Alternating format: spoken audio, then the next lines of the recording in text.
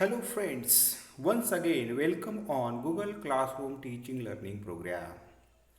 Dear friends, we are going to discuss about group discussion. Last lecture we already learned what is group discussions, benefits of the group discussions, then different perspectives of group discussions, then uses of group discussions, then what is group discussions, then definitions of group discussions, what is a group discussion. Last lecture we already learned these things. Now dear friends, uh, benefits of the group discussions.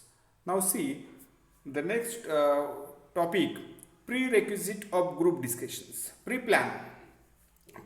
Prerequisite means pre-plan of group discussions.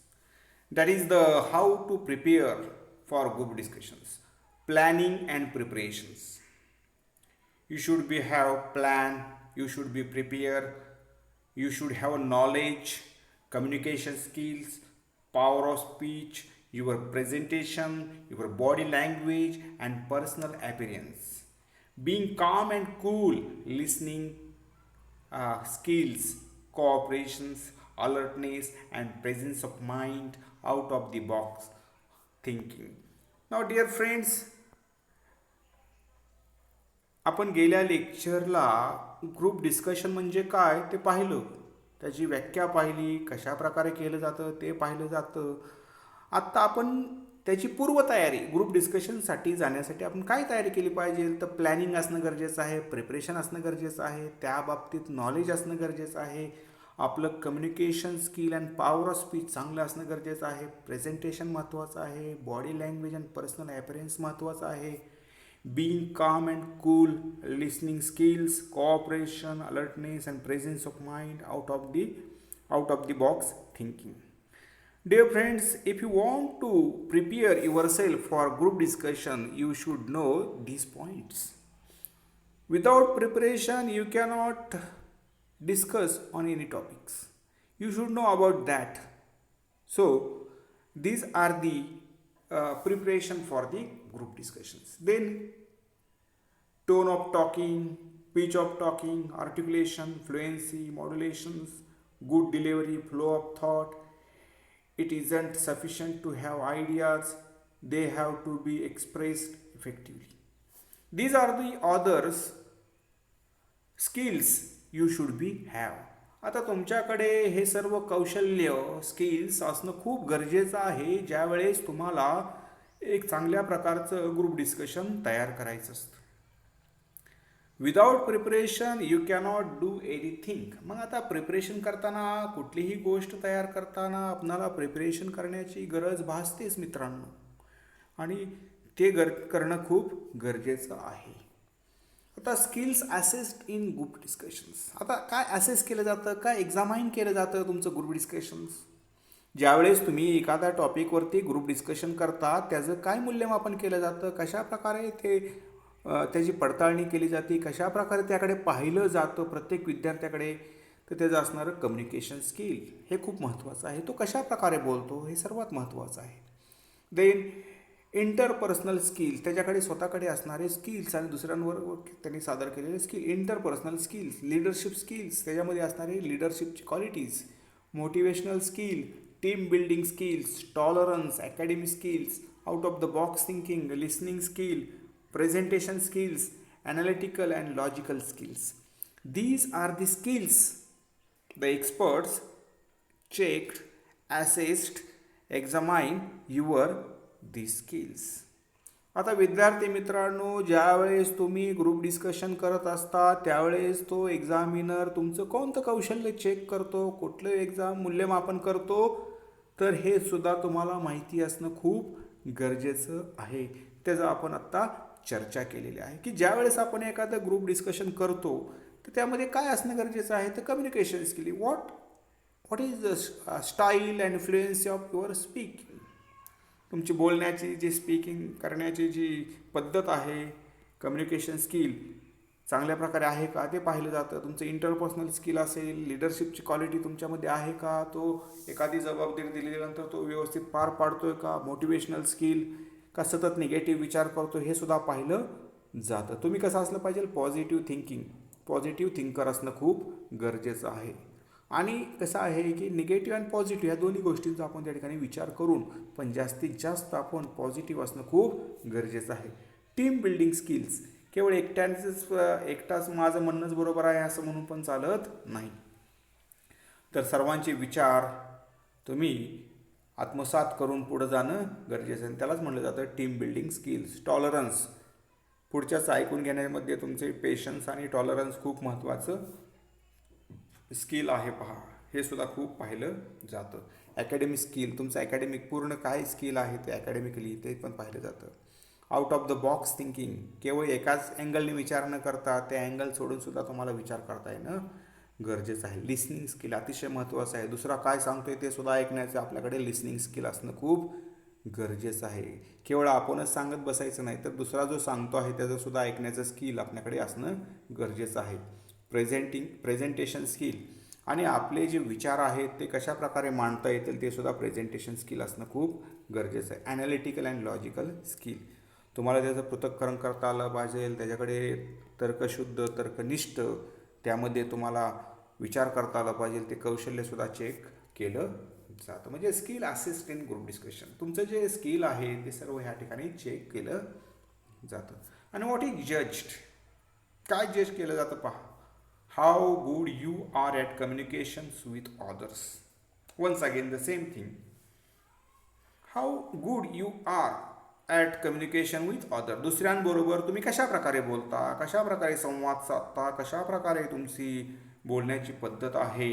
How you behave and interact with group, तुमच्या ग्रुपमध्ये तुमचं behaviour कसं आहे सगळ्यात महत्त्वाचं. वर्तणूक आणि interactions आणि तुमचे असणारे हावभाव.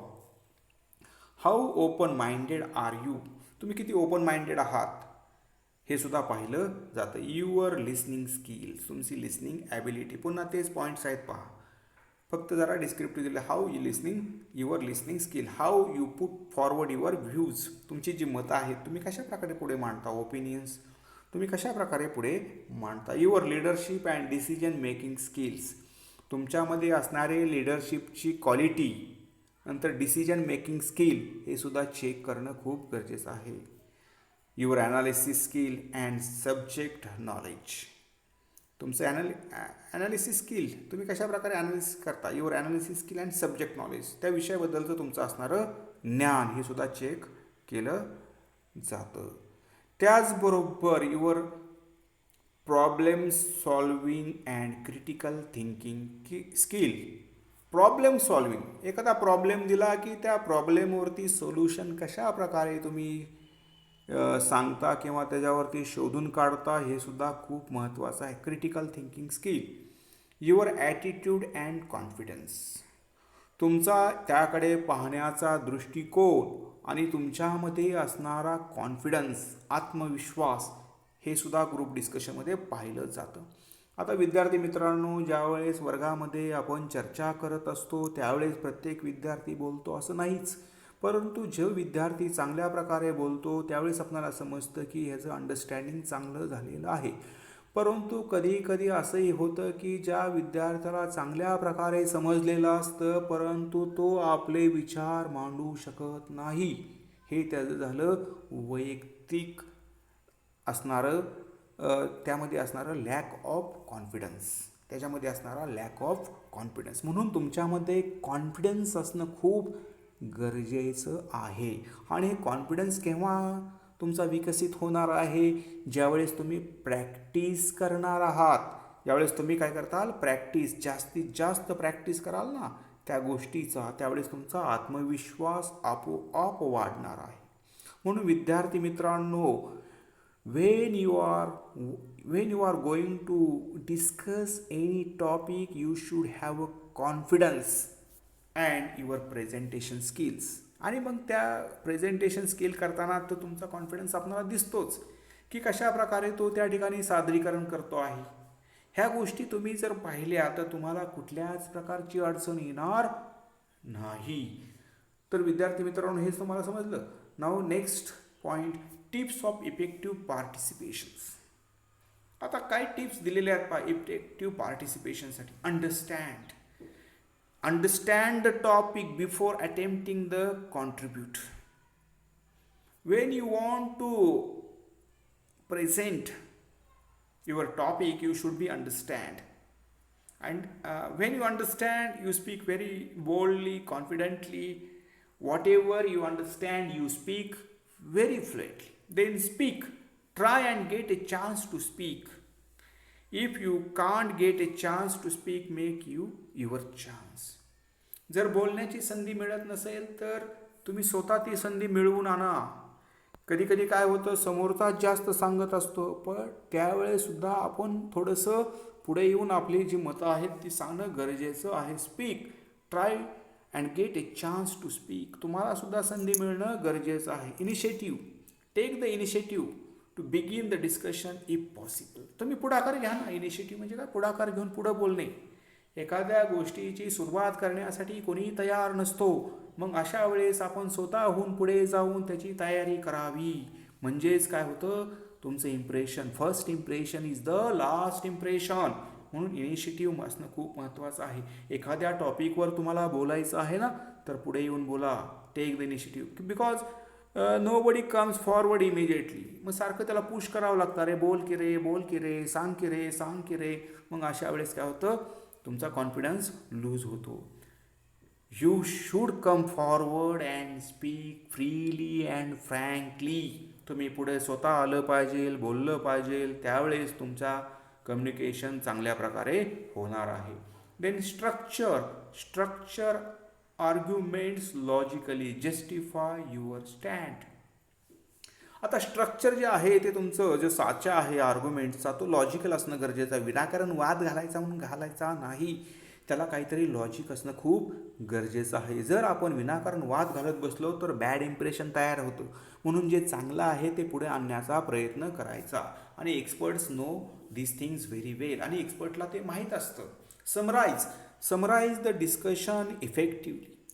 तुम्हाला त्याचं काय करावं लागेल, सारा करावं लागेल. समराईज करतो ना आपण, थोडक्यात सांगतो. थोडक्यात सांगणे, डिस्कशन ऑफ इफेक्टिव्हली. आणि ते थोडक्यात सांगताना तुमच्यामध्ये इफेक्टिव्हनेस, त्यामध्ये काय असलं पाहिजे, इफेक्टिव्हनेस, प्रभावशाली तुमचं समराईज, प्रभावशाली तुमची जी थोडक्यात सांगण्याची पद्धत आहे ती कशी असली पाहिजे, प्रभावशाली. Involve, take active part throughout the group discussions. Involvement, आलाय निस्ताच बसला शांत, काय बोलत नाही, काही करत नाही, तुमचं इन्व्हॉल्वमेंटच नाही, तर ते ग्रुप डिस्कशन काय होईल, तुमचं फेल होऊन जाईल. त्यामुळे इन्व्हॉल्व व्हा. त्या गोष्टींमध्ये तुम्ही ज्यावेळेस इन्व्हॉल्व होता त्यावेळेस ते ग्रुप डिस्कशन काय होतं, सक्सेसफुल होतं. अदरवाईज तुमच्याकडे कोणी लक्ष देत नाही. शांत बसला की समजलं की ह्याच्याकडे काही ॲबिलिटी नाही. Articulate, work continuously towards articulating your ideas into meaningful sentences to make the best impact. Be clear in your speech. Articulate, शब्दांमध्ये चढ उतार असावा, मॉड्युलेशन असावं. त्याप्रमाणे तुमचं ज्यावेळेस आर्टिक्युलेशन होतं, ज्यावेळेस शब्दांची रचना तुम्ही चढ उताराने मांडत असता, प्रत्येकजण ते ऐकत असतो. कारण जर तुम्ही रटाळवाणी आणि कंटाळवाणी बोलत असाल तर तुमचं कोणीही ऐकून घेणार नाही. तर त्यासाठी तुमच्या स्पीचमध्ये आर्टिक्युलेशन असणं खूप गरजेचं आहे. जर हे आर्टिक्युलेशन नसेल तर तुमचं कोणीही भाषण ऐकून घेणार नाही. म्हणून तुमच्याकडे शब्दांची, जे शब्द आपण वापरतो ते शब्द साधे, सोपे, सरळ आणि समजण्यास योग्य असे असावेत. म्हणून you should know these things. Tips of effective participation. विद्यार्थी मित्रांनो, ज्यावेळेस तुम्हाला ग्रुप डिस्कशनमध्ये पार्ट घ्यायचा आहे, समाविष्ट व्हायचा आहे, सहभाग घ्यायचा आहे, त्यावेळेस ह्या गोष्टी लक्षात ठेवा. म्हणजे पहिली आहे अंडरस्टँडिंग, दुसरी आहे स्पीकिंग, तिसरी आहे initiative, structure, summarise, your involvement, articulations. I hope you understand these points. Without these points you cannot participate effectively. I once again say effectively in a group discussions. तुमचा इफेक्टिवली सहभाग त्या group डिस्कशनमध्ये राहणार नाही. If you understand, if you speak, if you take initiative, your logical argument, your summarize the topic, your involvement, and your articulations of speech or language. It should be necessary.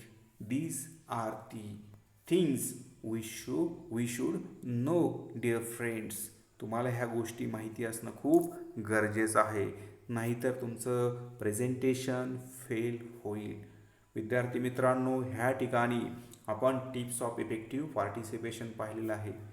नंतर listen, be and effective listener, attentive listeners. Then quality not quantity matters. just last to see the listen, you should listen others, listening ability. फक्त आपणच स्वतः सांगत बसायचं नाही, तर दुसऱ्याचं ऐकणं सुद्धा गरजेचं आहे. Quality not quantity matters. तुमच्याकडे क्वालिटी काय आहे ते खूप महत्त्वाचं आहे. It is not how much you say but what you say, that is important. खूप काय बोलत बसला आहे पण निष्फळ आहे, त्याला काही अर्थ नाही. थोडंच बोला, मोजकंच बोला, परंतु विषयाला धरून बोला की जेणेकरून तो विषय सर्वांना समजेल. आणि महत्त्वाचंच बोलायचं आर्ग्युमेंटमध्ये किंवा त्या डिस्कशनमध्ये. कारण काय होतं, विद्यार्थी विषय सोडून बोलत राहतात आणि मग आपल्याला समजतं की हे रटाळवाणी झालेलं आहे, कंटाळवाणं झालेलं आहे. आता डूज काय करायचं आहे आपणाला ज्यावेळेस आपण ग्रुप डिस्कशनमध्ये असताना. Be a good listener. Dear friend, you should know that be a good listeners. Do not use high vocabulary. आता ज्यावेळेस तुम्ही डिस्कशन करत असता त्यावेळेस जड शब्द वापरायचे नाहीत, न समजणारे शब्द वापरायचे नाहीत. आपल्या दैनंदिन जीवनामध्ये जे आपण शब्द वापरतो तेच शब्द आपण आपल्या ग्रुप डिस्कशनमध्ये वापरायचे आहेत. It means that do not use high vocabulary.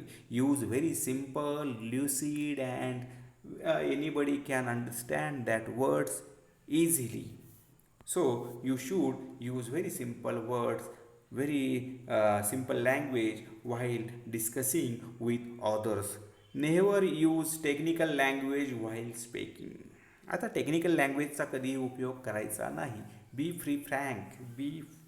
Frank, free while speaking. आता टेक्निकल लँग्वेजचा वापर जर केला आपण, जसं की आपण एखादं लेटर लिहित असतो औपचारिक, तशा प्रकारचे भाषा वापरण्याची काही गरज नाही. ज्यावेळेस आपण बोलत असतो, बोलण्याची भाषा आणि लिहिण्याची भाषा ह्यामध्ये खूप फरक आहे. त्यामुळे विद्यार्थी मित्रांनो, ज्यावेळेस तुम्ही ग्रुप डिस्कशन करत असता त्यावेळेस technical language don't use. You should not use technical language while speaking. Not knowing is not a problem. Do not try to bluff. If you don't know about this matter, no matter. जर तुम्हाला ती गोष्ट माहीत नसेल तर हरकत नाही, परंतु माहीत नसताना बळच दुसरं काहीतरी विनाकारण दुसरं काहीतरी मांडण्याचा जर प्रयत्न करत असाल तर ते एक्सपर्टच्या लक्षामध्ये येतं आणि त्यामुळे त्या ठिकाणी आपण शांत बसलेलं चांगलं. म्हणजे इट्स नॉट मॅटर, परंतु चुकीचं काही सांगण्याचा प्रयत्न करू नका. Talk appropriate to the issue. Talk appropriate means proper. ज्यावेळेस तुम्ही ॲप्रोप्रिएट योग्य असं बोलत असता त्या विषयावरती, त्यावेळेस ऐकणारा ऐकतो, त्यावरती चिंतन करतो, मनन करतो. परंतु जर तुम्ही विषयावरती ॲप्रोप्रिएट नसाल, योग्य नसाल, तर कोणीही तुमचं ऐकणार नाही. Make original points and support them by substantial reasoning. Make original points. तुमचे ओरिजिनल पॉईंट्स काय आहेत, जे महत्त्वाचे पॉईंट्स आहेत त्याला धरा. त्याचबरोबर सपोर्ट पॉईंट घ्या आणि त्याला रिझनिंग म्हणजे काय, थिंकिंग, जे लॉजिक आहे. रिझनिंग म्हणजे लॉजिक त्याला लावा आणि त्याप्रमाणे तुमचं डिस्कशन पुढे चालवा. Listen to the other participants actively and carefully. आता विद्यार्थी मित्रांनो, ज्यावेळेस तुम्ही दुसऱ्याचं ऐकता त्यावेळेस दुसरा तुमचं ऐकतो. जर तुम्ही दुसऱ्याचं ऐकायला तयारच नसता त्यावेळेस दुसरासुद्धा तुमचं ऐकायला तयार नसतो. म्हणून listen to other participant actively and carefully. तो काय सांगतो आहे तो ॲक्टिवली ऐका आणि केअरफुली ऐका आणि त्याला रिस्पॉन्स द्या. त्यावेळेस तो सुद्धा तुमचं ॲक्टिवली आणि केअरफुली ऐकल आणि त्यावेळेस ग्रुप डिस्कशन तुमचं छान प्रकारे घडेल. What ever you say must be with a logical flow. आता ज्यावेळेस तुम्ही काही सांगताल त्यावेळेस त्यामध्ये लॉजिक असणं खूप गरजेचं आहे. नाहीतर विनाकारण जर बोलत राहिला तर त्याला काही अर्थ राहत नाही. म्हणून विद्यार्थी मित्रांनो, ह्या ठिकाणी you should be speak logically because don't divert your subject. Speak with subject. विषयाला धरूनच बोला, विषयांतर करू नका. जो टॉपिक दिला त्याच्याशी निगडीतच, त्या विषयाशी निगडीतच बोला. Make only accurate statements. आता पुन्हा प्रश्न पडतो की मेक ओनली ॲक्युरेट स्टेटमेंट्स. तुमचे स्टेटमेंटसुद्धा कसे असले पाहिजे, ॲक्युरेट असणं खूप गरजेचं आहे. So dear friends, here we understand what we do while discussing any topic. Be a good listener, do not use high vocabulary, never use technical language while speaking. Not knowing is not a problem, do not try to bluff. Talk appropriate to the issue, make original points and support them by substantial reasoning. Listen to the other participants actively and carefully. Whatever you say must be with a logical flow. Make only accurate statements. Dear friend, you understand here what to do while speaking. And another thing, don't do while speaking. आता काय करायचं नाही. Do not criticize on religions. Okay, respect each and every religion because in participant we find a different religion and castes. People come together. ज्यावेळेस आपल्याबरोबर अनेक व्यक्ती अनेक धर्माच्या अनेक जाती धर्माच्या असतात त्यावेळेस डोंट क्रिटिसाइज एनी रिलिजन. त्यामुळे कुठल्याही धर्मावरती टीका करणं आपल्याला शोभणारं नाही. कारण रिस्पेक्ट टू एव्हरी रिलिजन्स. आपलं पहिलं कर्तव्य आहे. This is our duty to respect everyone's religion. प्रत्येक धर्माचा आदर करणं खूप गरजेचं आहे. Do not get personal with anyone. कोणालाही पर्सनल घेण्याची गरज नाही. उगाच त्याकडे पाहून विनाकारण काहीतरी आपल्या मनामध्ये आणणं हे चुकीचं आहे. पर्सनल घ्यायचं नाही. ग्रुप डिस्कशनमध्ये पर्सनल वाद असतील तर ते बाजूला ठेवायचे आणि विषयावरतीच बोलायचं. ज्यावेळेस तुम्ही पर्सनल घेता त्यावेळेस काय होतं तर वाद अजून वाढत जातो. Never ever try to bluff. विषय सोडून बोलायचं नाही, चुकीचं बोलायचं नाही, विषयांतर करायचं नाही. हे सुद्धा आपण शिकलं पाहिजे. Do not be shy, nervous, keep yourself isolated from group discussion. Very important. Do not be shy. लाजायचं नाही, नर्वस व्हायचं नाही. Keep yourself isolated from group discussion. एकटाच बसलाय, सगळे बोलतायत, ह्यासुद्धा गोष्टी तुम्ही लक्षात ठेवा. नाहीतर काय होतं की खूपच लाजाळू आहे, नर्वसच झाला, एकटाच बसला, कुणी विचारणार नाही. ज्यावेळेस आपण एखाद्या ग्रुप डिस्कशनमध्ये चर्चा करत असतो त्यावेळेस आपण ॲक्टिवली पार्टिसिपंट होणं गरजेचं आहे. Interrupt another participant before his argument is over. ज्यावेळेस तुम्हाला एखाद्याशी आर्ग्युमेंट करायचं असेल तर interpret that is the you can evaluate, you can examine, you can also speak on that topic. तुम्हाला इंटरप्रिटेशन करायचं असेल, त्याचं जर तुम्हाला विवेचन करायचं असेल तर तुम्हाला ते आर्ग्युमेंटसुद्धा करणं गरजेचं आहे. Do not change opinions. तुझंही बरोबर आहे, ह्याचंही बरोबर आहे, त्याचंही बरोबर आहे, मग खरं कोणाचं? Do not change opinions. आपल्या मनामध्ये जे आहे डोंट चेंज युअर ओपिनियन्स. आपली मतं सतत बदलायची नाही. मतप्रवाहासारखी एका विषयावरती आपण काय राहिलं पाहिजे, ठाम असणं गरजेचं आहे. Do not change opinions. Don't make fun of any participants, even if his arguments are funny. एखाद्याने गंमत केली तर डोंट मेक फन. त्यावरती आपण कुचेष्टा करायची नाही. मजाक, त्याला आपण म्हणतो फन म्हणजे मजाक करणे, चेष्टा करणे अजिबात करायची नाही, काही गरज नाही. You can speak. When you are speaking in a group discussion be calm and quiet. Calm and quiet, शांत राहायचं आणि आपले आपण मुद्दे मांडायचे. डू नॉट गेट इरिटेटेड, लय त्रास करून घ्यायचा नाही, इरिटेट व्हायचं नाही, जे आहे ते आहे. शांत मनाने शांत चित्ताने प्रत्येकाचं ऐकून घ्यायचं. And that time your discussion, group discussion will be success. So dear friends, I hope you understand what to do and what to do while discussing a group discussions. Okay, dear friends, here we understand what is group discussions, benefits of group discussions, effective group discussions, what to do or not to do for while group discussions. विद्यार्थी मित्रांनो, आत्तापर्यंत आपण group discussion म्हणजे काय पाहिलं, त्याचे परिणाम पाहिले, त्याचे फायदे पाहिले. त्याचबरोबर आपणाला ग्रुप डिस्कशन करताना काही टिप्स दिलेल्या आहेत. त्याचबरोबर काय केलं पाहिजे, काय नाही केलं पाहिजे हे सुद्धा आपण पाहिलेलं आहे. Next lecture, last part of the lesson tomorrow will discuss. Thank you very much for listening this lecture. Thank you very much.